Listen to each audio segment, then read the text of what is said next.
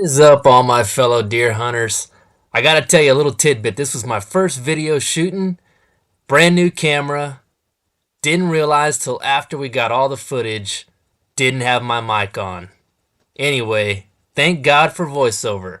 So here we are, headed out to East Texas. My buddy's been sending me all these pics of his monster buck on his place, and I'm getting ready to hunt him. So we're watching this buck all summer, hoping he'll break 180. And before the end of summer, we're starting to realize this buck's probably going to be pushing 200.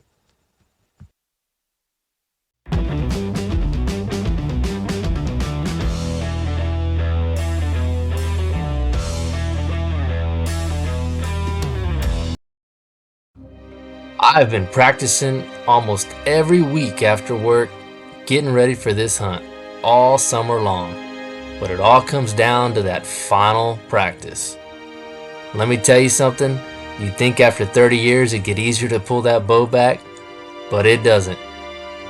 But after slinging a few arrows into that target, I'm starting to feel pretty confident. Now we had quite a few deer come in super early, just didn't have enough light to get them on camera. But as it starts to brighten up, the animals are still trickling in. And just like that, out of nowhere, the buck we're after appears on the edge of the brush. But not for long.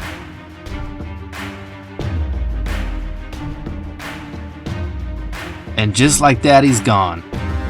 But it doesn't take him long to find a girlfriend, and she brings him right back out where we need him.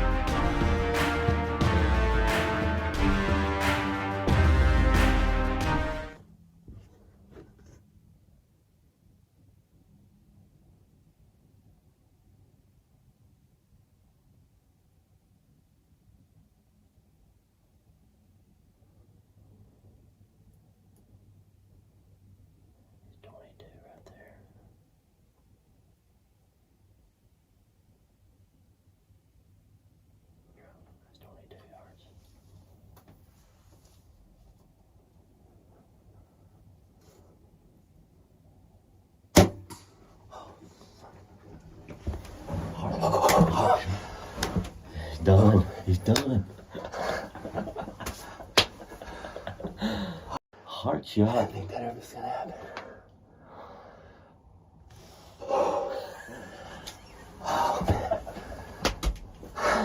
Ooh. Oh man, blood is pouring out. Just shot a 200-inch whitetail here at P5 Ranch. Heart shot. Deer, Oh man. the deer's down already. I think he piled up right now, man. Oh man. Now we watched that buck go down just in the brush, but we still gave him about 15 minutes just to be sure. Honestly, my shot at first did not feel that great, but as soon as we saw the blood start pouring out, we knew that Rage Broadhead had done its job, and it left us one heck of a blood trail to follow. Now even though we saw the buck go down, I still love to follow the blood trail, just to see if there's anything new I can ever learn. And let me tell you, it looked like a crime scene. There was blood everywhere leading up to the buck. Anyone could have found that deer.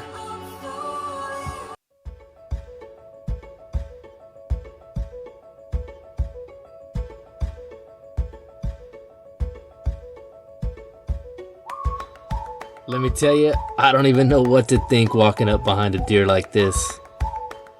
As soon as we got on him, we knew this deer was gonna be over 200, no problem. The pictures just did not do that deer justice until we had our hands on him.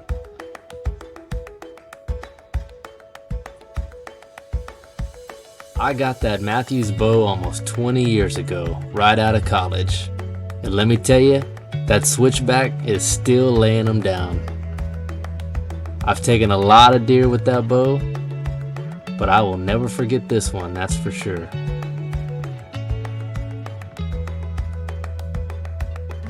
I'm sure you noticed that gaping hole in that deer's shoulder.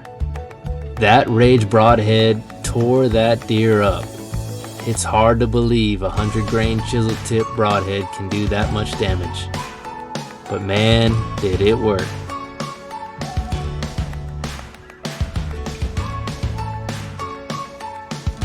After taking a few pics, nah, who am I kidding? We took like 100 pics.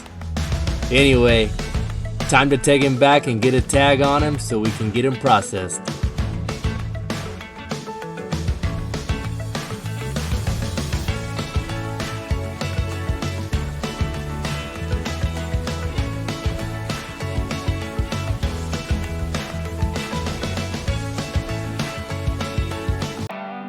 After filling out my tag, I reach for my buck knife and realize it's the same knife I got as a groomsman present when my good friend Ryan married his wife Wendy almost 20 years ago.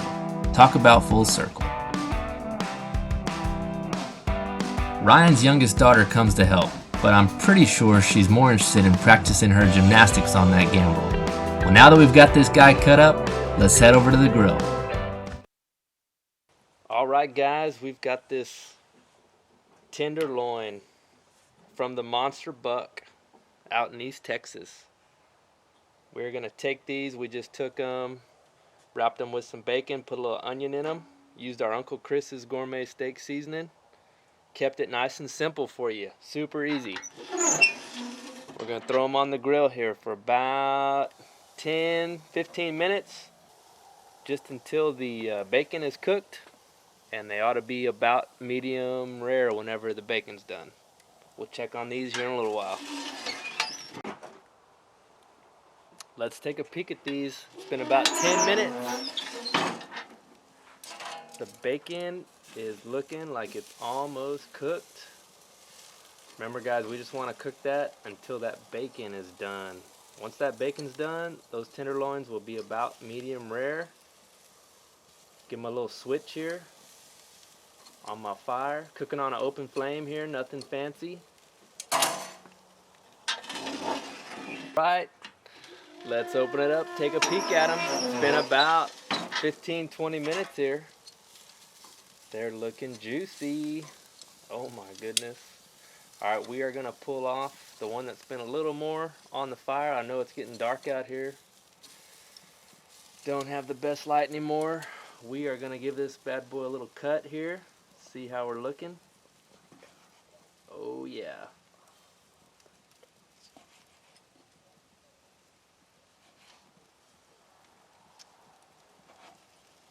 Let's take a look at that. Look at that.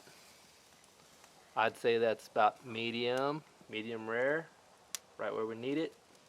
Perfect. All right, we'll pull these guys off. We got some roasting ears of corn. We're gonna strip those down.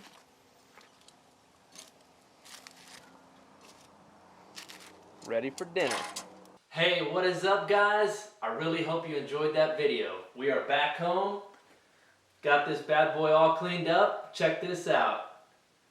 26 scoreable points, 224-inch BNC. Absolute buck of a lifetime. Anyway, I want to send my good friend Ryan a huge shout out and a great big thank you. I cannot ever begin to repay that guy.